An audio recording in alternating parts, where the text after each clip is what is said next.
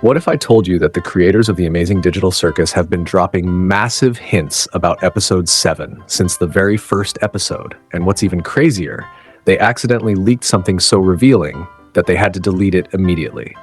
But fans caught it, and what it means for the upcoming beach episode is absolutely wild. Let's break down everything we know. So here's where things get interesting. Remember back in the pilot when Caine was listing off a bunch of words that seemed completely random? Turns out, they weren't random at all. Fans recently discovered that Caine's word list has been a roadmap for the entire series. Each word lines up perfectly with what happens in each episode.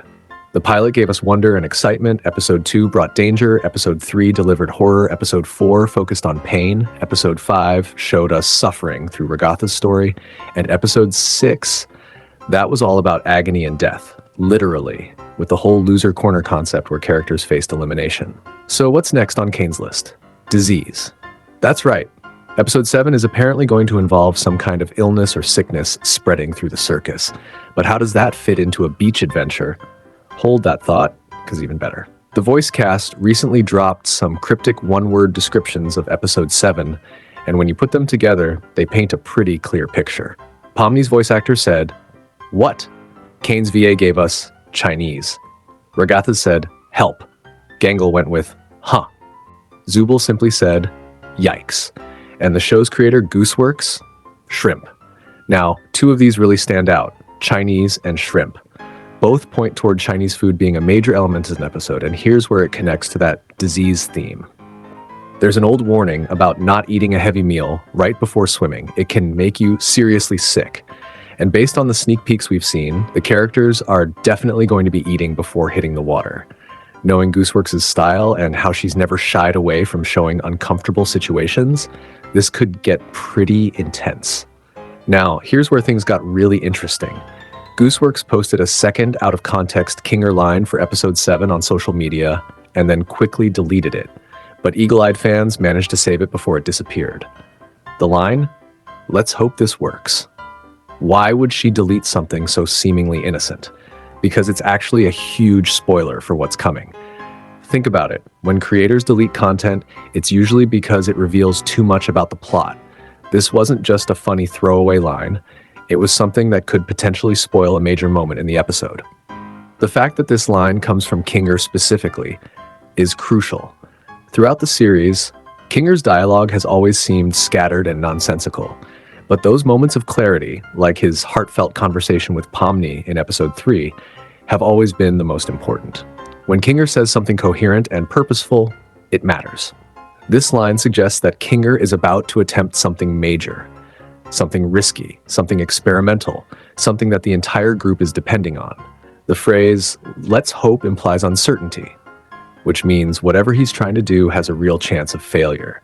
And based on everything else we know about his character and his hidden abilities, this could be the episode where a massive secret about Kinger finally gets revealed. The stakes are clearly high, and Kinger is apparently going to be right at the center of whatever crisis unfolds. Speaking of Kinger, let's talk about the foreshadowing that's been building since episode 1. Gooseworks has said that there's an iconic revelation being set up through subtle clues that will make rewatching the show incredibly satisfying. And all signs point to Kinger being at the center of it. Throughout the series, Kinger keeps bringing up insect collections. It seemed like a random quirk at first. Fans even made songs about it. Remember in the pilot when he and Gangle tumbled down to the basement and saw the glowing, abstracted queen? His first response was asking if it was an insect collection. It was such an oddly specific thing to say in that moment. Then it kept happening, over and over, to the point where it became almost like a running joke in the community.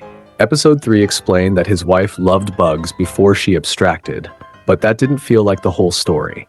It felt more like a partial explanation, enough to satisfy us in the moment, but not enough to explain why this specific obsession keeps resurfacing in such important moments.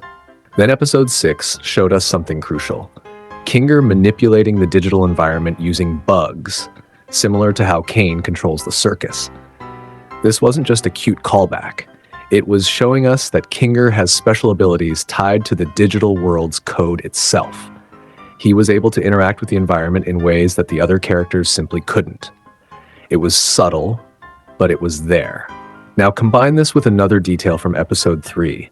Kinger mentions he studied computer science for 7 years. 7 years. That's not a casual hobby. That's serious, dedicated education.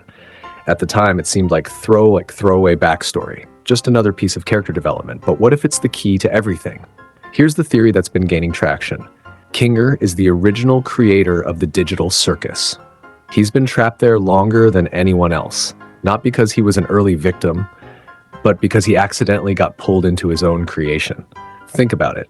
If you were a computer scientist working on advanced digital reality technology and something went wrong during testing, you could become the first person trapped in your own experiment.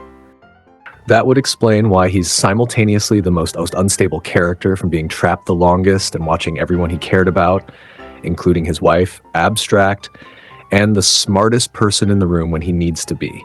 His mind has been deteriorating from decades of digital imprisonment, but the foundational knowledge is still there, buried beneath the madness.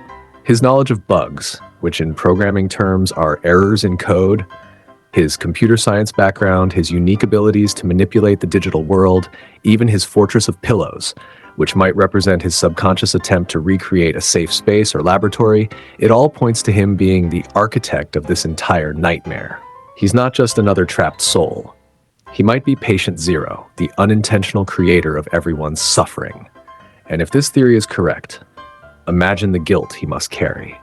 Every person who's gotten trapped, every abstraction that's occurred, if he built this place, he's indirectly responsible for all of it. That would add such a tragic layer to his character that goes beyond just missing his wife. So how does all this come together in the beach episode? Based on that deleted line, let's hope this works. It sounds like the circus members will face a problem that requires Kinger's expertise to solve. His special abilities that we glimpsed in episode 6 are going to play a much bigger role here. But there's one more twist.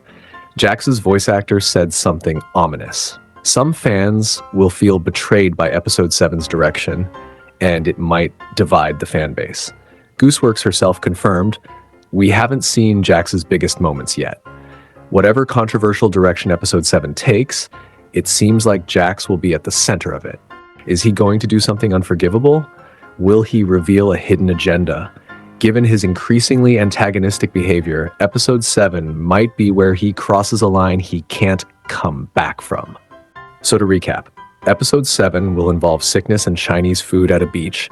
Kinger is probably going to reveal his true connection to the digital circus, and Jax is going to do something that splits the fan base down the middle. It's going to be intense.